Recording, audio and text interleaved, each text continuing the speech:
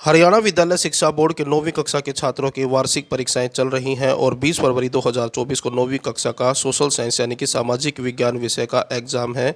और इस विषय की तैयारी करवाने के लिए मैं आपको आज आपकी जो बुक है जिसका नाम लोकतांत्रिक राजनीति है पॉलिटिकल साइंस की, इस किताब से जो नॉर्मल क्वेश्चन आंसर है उसके अलावा जो चैप्टर है चैप्टर से भी क्वेश्चन आंसर तैयार करे हैं एक एक नंबर वाले, क्योंकि जो आपका क्वेश्चन पेपर है वो पिछले सालों के क्वेश्चन पेपर से थोड़ा सा डिफ़िकल्ट आएगा, क्योंकि हरियाणा बोर्ड ने सीबीएसई बोर्ड के पैटर्न को फॉलो कर लिया है। और आपने देखा होगा कि जो इंग्लिश का क्वेश्चन पेपर है वो पिछले सालों के क्वेश्चन पेपर से थोड़ा सा मुश्किल आया था।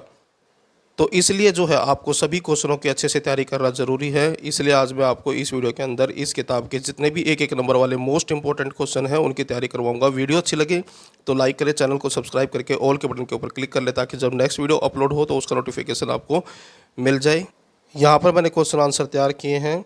लोकतांत्रिक शासन इनमें से किसका रूप है? तो लोकतांत्रिक जो है उसमें शासकों को जनता चुनती है, यानी कि जो शासक होते हैं उनको जनता के द्वारा चुना जाता है। और ऐसा जो शासन होता है उस शासन को लोकतांत्रिक शासन कहते हैं, जिसमें जनता द्वारा चुनी हुई सरकार होती है। उसके बाद है डेमोक्रेसी किस भाषा का शब्द है? यानी कि डेमोक्रेसी का मतलब होता है लोकतंत्र, और ये जो शब्द है यूनानी भाषा का है। डेमोक्रेसी शब्द जो है यूनानी भाषा से लिया गया शब्द है।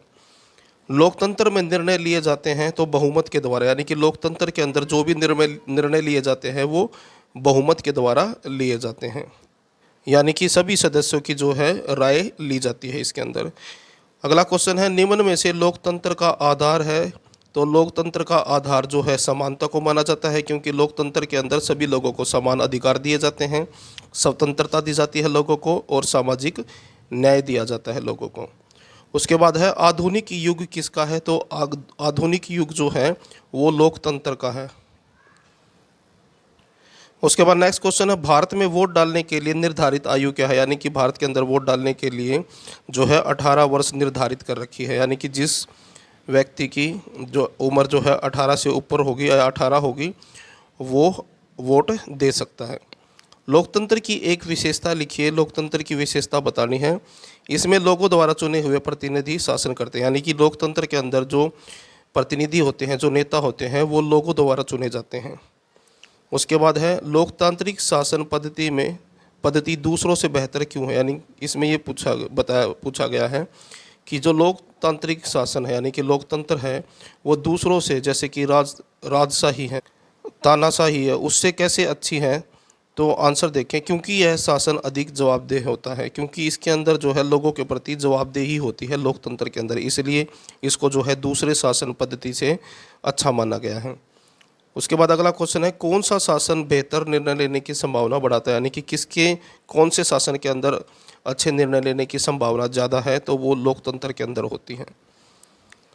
अगला क्वेश्चन है निम्नलिखित में से किसका चुनाव अप्रत्यक्ष रूप से होता है? तो राज्यसभा के सदस्यों का जो चुनाव होता है वो अप्रत्यक्ष रूप से होता है। उसके बाद अगला क्वेश्चन है स्वतंत्रता के अधिकार का अर्थ है बोलने व अभिव्यक्ति की स्वतंत्रता, यानी कि स्वतंत्रता से बोल सके और अपनी अभिव्यक्ति व्यक्त कर सकें, तो इसको जो है स्वतंत्रता का अधिकार कहते हैं। भारतीय संसद के किस सदन को काउंसिलिंग ऑफ स्टेटस कहा जाता है? तो ये कहा जाता है राज्यसभा को। सुरक्षा परिषद में कितने सदस्य होते हैं? तो सुरक्षा परिषद के अंदर 15 सदस्य हैं। भारत में कानून बनाने का सबसे बड़ा अधिकार किसके पास है? तो ये संसद के पास है, यानी कि संसद जो है नए कानून पारित करता है और पुराने कानूनों के अंदर संशोधन का कार्य भी संसद करता है। उसके बाद है संविधान सभा के स्थायी अध्यक्ष कौन थे? तो ये थे डॉक्टर राजेंद्र प्रसाद। उसके बाद है अमेरिका में लोकतांत्रिक संविधान को कब लागू किया गया? तो 1776 में जो है अमेरिका के अंदर लोकतंत्र आ चुका था। उसके बाद है संविधान सभा में कुल कितने सदस्य थे? तो इसमें थे 299 सदस्य। उसके बाद है दूसरा पिछड़ी जाति आयोग का अध्यक्ष कौन था? यानी कि पिछड़ी जाति जो है उसका अध्यक्ष कौन था? तो इसमें आंसर आएगा बीपी मंडल। उसके बाद है राष्ट्रीय मानवाधिकार आयोग की स्थापना कब हुई थी? तो ये हुई थी 1993 में। उसके बाद अगला क्वेश्चन है संविधान सभा की प्रारूप समिति के अध्यक्ष कौन थे? तो ये थे डॉक्टर BR अम्बेडकर। उसके बाद नेक्स्ट क्वेश्चन है भारतीय संविधान कब लागू हुआ था? तो ये हुआ था 26 जनवरी 1950 50 को। भारत में वयस्क मताधिकार कब लागू हुआ, यानी कि वयस्कों को यानी कि 18 से ऊपर वाले लोगों को जो है मताधिकार यानी कि वोट डालने का अधिकार कब मिला था? 1950 में। तो इसका मतलब है 1950 में ही जो है लोगों को 18 साल के ऊपर के लोगों को जो है मत डालने का अधिकार मिला था। उसके बाद है नेल्सन मंडेला को दक्षिण अफ्रीका की किस जेल में रखा गया था? तो ये रोबेन द्वीप की जेल में।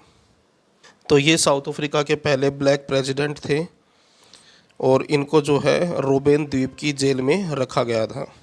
उसके बाद अगला क्वेश्चन है संविधान सभा के उपाध्यक्ष कौन थे? तो H.C. मुखर्जी। अगला क्वेश्चन देखिए, संविधान सभा को भारत का संविधान बनाने में कितना समय लगा था? यानी कि जो भारत का संविधान है उसको बनाने में संविधान सभा को कितना टाइम लगा था? तो इसको लगा था 2 साल 11 महीने और 18 दिन। इतने दिनों में जो है संविधान बनकर तैयार हुआ था। उसके बाद है संविधान सभा की 2 महिला सदस्यों के नाम लिखो। तो संविधान सभा के अंदर जो 2 महिला सदस्य थी उनके नाम बताने हैं। तो पहला है श्रीमती सरोजनी नायडू और दूसरा है श्रीमती विजय लक्ष्मी पंडित। भारतीय संविधान की प्रस्तावना पर किस देश का प्रभाव है? तो ये है अमेरिका का। उसके बाद अगला क्वेश्चन है लोकसभा चुनाव के लिए देश को डैश निर्वाचित क्षेत्रों में बांटा गया है? तो जो भारत को है लोकसभा चुनाव के लिए जो है 543 क्षेत्रों में बांटा गया है। तो लोकसभा की जो है 543 सीटें होती हैं और जल्द में भारत के अंदर लोकसभा के चुनाव होने वाले हैं। आपने सुना भी होगा। तो जो है वो 543 सीटों के ऊपर लड़ा जाएगा। उसके बाद है महिलाओं के लिए आरक्षित सीटों की व्यवस्था की गई है। तो ये स्थानीय शासन के अंदर यानी कि स्थानीय शासन के अंदर महिलाओं के लिए सीटें आरक्षित की गई हैं। उसके बाद है लोकसभा की सबसे अधिक सीटें किस राज्य में हैं? तो लोकसभा की सबसे ज़्यादा सीटें उत्तर प्रदेश के अंदर हैं। हरियाणा में लोकसभा के डैश सदस्य हैं, यानी कि लोकसभा की कितनी सीटें हैं हरियाणा के अंदर? तो हरियाणा में 10 सीटें हैं लोकसभा की और राज्यसभा की 90 हैं। उसके बाद है 1983 के लोकसभा चुनाव में आंध्र प्रदेश में क्या नारा दिया गया था? तो ये दिया गया था तेलुगु स्वाभिमान। उसके बाद अगला क्वेश्चन है राजनीतिक दलों को चुनाव चिन्ह कौन देता है? तो चुनाव चिन्ह जो है चुनाव आयोग देता है और चुनाव आयोग ही भारत के अंदर जो है चुनाव करवाता है। मुख्य निर्वाचन आयुक्त की नियुक्ति कौन करता है? तो इसकी जो नियुक्ति है मुख्य निर्वाचन आयुक्त की, इसकी नियुक्ति राष्ट्रपति के द्वारा की जाती है। उसके बाद है आचार संहिता कौन लागू करता है? तो चुनाव आयोग जो है आचार संहिता लागू करता है। लोकसभा में कितनी सीटें अनुसूचित जातियों के लिए आरक्षित है? तो 79 यानी कि 79 सीटें जो हैं अनुसूचित जनजाति जातियां जो हैं उनके लिए आरक्षित है। उसके बाद है आम चुनाव किसे कहते हैं? 5 वर्ष समाप्त होने पर विधानसभाओं या लोकसभा के लिए होने वाला चुनाव जो है आम चुनाव कहलाता है। उसके बाद है हरियाणा में न्याय युद्ध नामक आंदोलन का नेतृत्व किसने किया था? तो ये किया था चौधरी देवीलाल जी ने। उसके बाद अगला क्वेश्चन है भारत में 17वीं लोकसभा के चुनाव कब हुए? तो ये हुए थे अप्रैल मई 2019 में और अब जो होने वाले हैं वो हैं 18वें लोकसभा चुनाव। उसके बाद है संसद के फैसले डैश की मंजूरी के बाद ही लागू होते हैं, यानी कि संसद के अंदर जो फैसले लिए जाते हैं उनकी मंजूरी यानी कि वो लागू होते हैं राष्ट्रपति के द्वारा। उसके बाद है लोकसभा में बहुमत प्राप्त दल के नेता को प्रधानमंत्री नियुक्त किया जाता है, यानी कि लोकसभा में जो अभी इलेक्शन होंगे लोकसभा के उसमें जिसको बहुमत मिलेगा जिस दल को उनका जो नेता होगा उसको प्रधानमंत्री चुना जाएगा। उसके बाद नेक्स्ट क्वेश्चन है राज्यसभा का सभापति कौन होता है? तो राज्यसभा का सभापति होता है उपराष्ट्रपति। लोअर हाउस की सदन को कहते हैं लोकसभा को और राज्यसभा को अपर हाउस कहते हैं। उसके बाद है संसद के किस सदन को हाउस ऑफ पीपुल्स कहते हैं? तो लोकसभा को कहते हैं। उसके बाद अगला क्वेश्चन है राष्ट्रपति द्वारा राज्यसभा में कितने सदस्य मनोनीत किए जाते हैं? तो 12 सदस्य किए जाते हैं, यानी कि राष्ट्रपति के द्वारा जो है 12 सदस्य मनोनीत किए जाते हैं। उसके बाद भारत सरकार के सरकारी पदों और सेवाओं में कितने प्रतिशत रिक्तियां सामाजिक एवं आर्थिक रूप से पिछड़े वर्ग के लिए आरक्षित होंगी? तो ये हैं 27%। उसके बाद है मंडल आयोग यानी कि दूसरा पिछड़ी जाति आयोग का गठन कब हुआ था? तो इसका गठन हुआ था 1979 में, 1979। उसके बाद अगला क्वेश्चन है, राज्यों के राज्यपालों की नियुक्ति कौन करता है? तो राष्ट्रपति करता है। जो राज्यपाल होते हैं उनकी नियुक्ति राष्ट्रपति के द्वारा की जाती है। भारत में किसको संविधान का संरक्षक माना गया है? तो सर्वोच्च न्यायालय को जो है माना गया संविधान का संरक्षक। उसके बाद अगला क्वेश्चन है, संवैधानिक उपचार के अधिकार को हमारे संविधान की आत्मा और हृदय किसने कहा है? तो ये कहा है BR अम्बेडकर जी ने। उसके बाद अगला क्वेश्चन है, भारतीय संविधान ने नागरिकों को कितने मूल अधिकार दिए हैं? यानी कि भारतीय नागरिकों के पास कितने मूल अधिकार हैं? तो टोटल हैं 6। किस अधिकार के अंतर्गत छुआछूत को दंडनीय अपराध घोषित किया गया है? तो ये किया गया है समानता का अधिकार। उसके बाद है, किस अधिकार के अंतर्गत कोई भी नागरिक अपने मौलिक अधिकारों की रक्षा के लिए न्यायालय में अपील कर सकता है? तो आंसर आएगा संवैधानिक उपचारों के अधिकार। उसके बाद अगला क्वेश्चन है, भारत एक धर्मनिरपेक्ष राज्य है।